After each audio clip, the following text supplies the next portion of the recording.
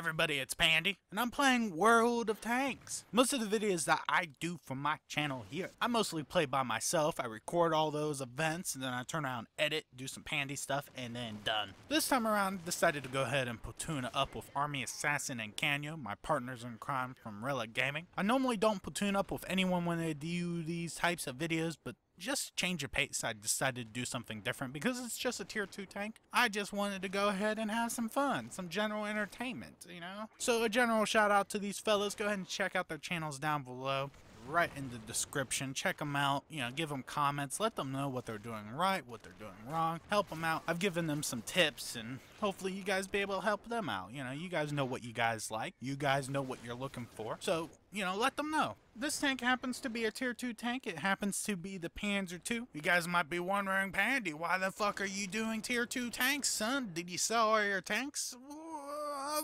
Well, my friends, I'm going to tell you why I'm doing the Panzer II. The Panzer II is the conqueror of Europe, my friends. That is why. So let's go ahead and get some balls deep history into this tank. Let's start from the top. In 1931, the need to train Panzer crews were realized for the defense of Germany. In order to achieve this, in regards to having armored fighting vehicles needed to give these Panzer Truppen experience on actually driving tanks and doing what tankers do, they needed a 5-ton tank, and this was intended to be a training tank. It's called the Panzer I. The Panzer II came out from all this, and its life started in July 1931 when orders went out for an armored fighting vehicle weighing 10 tons with a 20mm autocannon.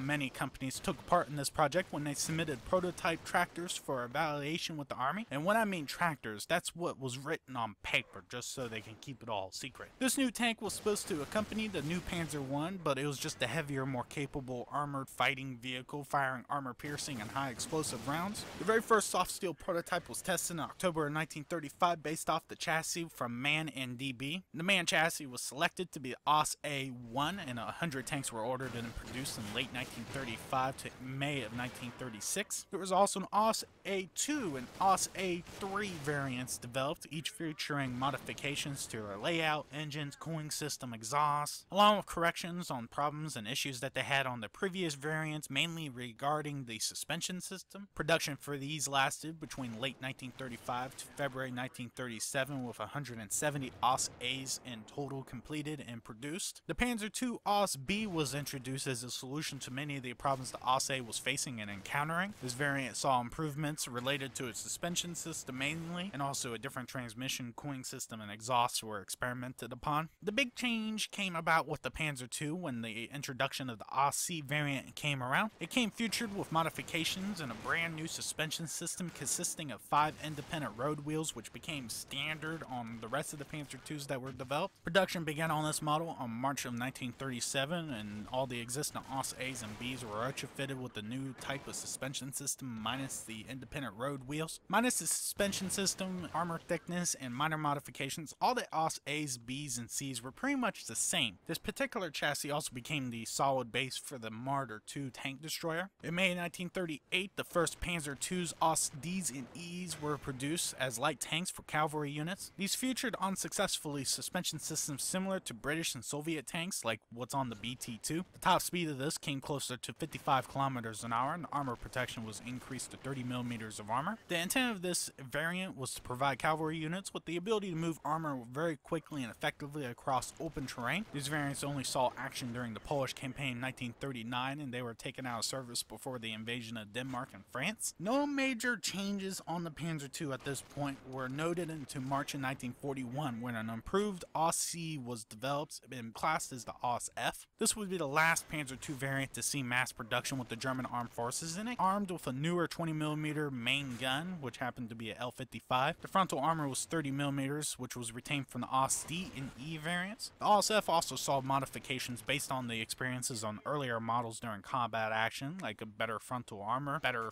superstructure, better mantlet, suspension system, and a new commander cupola. This variant also was developed for the Marder II so that the Marder II can be built off of this chassis. It also became the base for the Wesp self-propelled artillery. From December 1939, there was many projects created to specialize a fast reconnaissance light tank based off the chassis of the Panzer II. April 1941 to August of 1942, prototypes of an up-armored and up-armed Panzer II came about. The OS-G variant came armed with a 20mm belt-fed automatic cannon, while the OS-H, J, and M retained the 20mm cannon from previous models. The armored protection remained about 30mm worth of armor into the OS-J, which saw an upgrade to 80mm worth of armor. The OS-G variant was based off of the OS-D, which was designed to replace the OS-F, which ended up being replaced by the OS-H, which also later was replaced by the OS-G. Oh, it's all kinds of fucked up and confusing. All these designs and modifications were meant to improve the tank and to make it faster and more lighter and more of a light reconnaissance vehicle. Two OS-G prototypes were also fitted with the 50mm PAC-39 L60 to be tested in field on the Eastern Front. The OS-J had 7 of them built for testing with the 12th Panzer Division in 1944. One of them was actually converted into a recovery vehicle, but none of these models ever really entered full-time production, and all the programs ended up being abandoned in favor of better and bigger tanks. Out of all the testing and designs, everything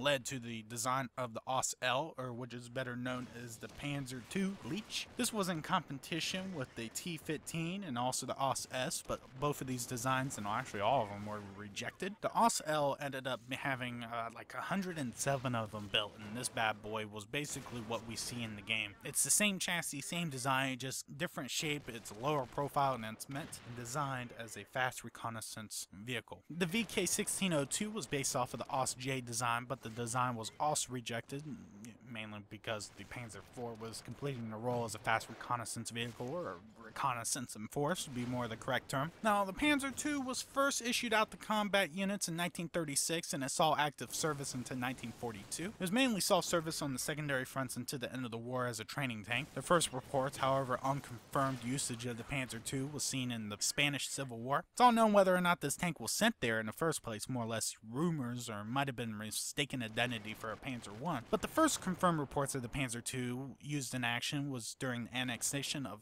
Austria and Czechoslovakia. The first combat action happened to be the Polish campaign in 1939, where it was used as a combat tank. It was first used as a reconnaissance tank during the invasion of France, but most of the time it was the tip of the spear because it was always up at the front during the early stages of the war. The majority of Panzer IIs were removed from frontline service in 1942 to poor combat service on the Eastern Front. They all remained in active service until 1943, however, reports of combat service during the Battle of Normandy were reported. By the end of the war, 145 Panzer IIs were still in active service with the German armed forces. Most of the Panzer IIs were used as armor fighting vehicles during the Polish campaign. So around the Panzer II was the most numerically used armor fighting vehicle used during the Polish campaign, and is most well known for the Battle of Warsaw. The Panzer II also took part in the invasion of Norway in 1940 as an infantry support vehicle. The invasion of France was when the Panzer II really came into its prime. Used as a reconnaissance vehicle and also infantry support, the tank also saw combat service in the Balkans and later in Operation Barbarossa. Many of them were lost during the operation and later pulled from frontline service, noting poor combat action. The African Corps ended up also using a good number of Panzer IIs up until 1943, with some success due to the nature of the battlefield. After 1944, the only known units to be using Panzer IIs happened to be SS units, mainly attached to Panzer Grenadier units and reserved infantry support vehicles. By late 1944, all the units were withdrawn from service and transferred over to Slovenia. However, many of these were not carried out, mainly to the great need of needing armored fighting vehicles on all fronts by the end of the war. Per the overall numbers between 1939 and the late 40s, the Panzer II made up the bulk of the German armored forces till the Panzer III overtook it in numbers. The Panzer II must be respected as the conqueror of Europe, and without it, they wouldn't have the numerical numbers of armored fighting vehicles needed to be able to achieve blitzkrieg. It was never intended to go beyond its main design as a training tank, which was what it was designed, but this tank happens to be a prime example of what German engineering can take and modifying and making it work for what they need it for. So there you guys go. Now, in World of Tanks, the Panzer II is tier 2 tank. I honestly can't give an honest and objective review on the Panzer II purely because for the fact that I haven't played many tier 2 games as of late. I mainly play tier 9s and 8s and 10s obviously because, you know, that's what I do. And also because I didn't want to buy a BT2 or T26 or an M2 light tank or medium tank, let alone the Frenchy tier 2s. Just looking at the stats of the other tier 2s and all their guns and, you know, just stats, it's still my opinion that tier 2s are one of the most balanced tanks in relation to each other within War of the Tanks. I mean, they're great for early warriors to be able to gain free experience by loading up modules and consumables and just converting that experience after they do the doubles. That's how I managed to get my IS-3 in less than 40 battles with the IS. Just doing them doubles in tier 2s help a lot. So I remember the good old days of having the Panzer II. Even though it wasn't the best of the tier 2s, it's still a very competitive tank compared to everything, and overall it's pretty damn fun. I actually have pretty good fun playing it just as of recent. Tier 2 tank. What's up? Pandy ain't afraid. So let's go ahead and get into the part of the video that I get to give away some more of the tanks gold. This week I'm going to be giving away 6,500 gold to the North American server or 5,500 gold to the European Union server. Oh, and to win said gold, you just must post a comment down below. Maybe about the video question, which is, what is your overall review on the tier 2 tanks overall? You know, which is the best and why? I can't answer this for myself mainly because I haven't played tier 2 since like 6.7.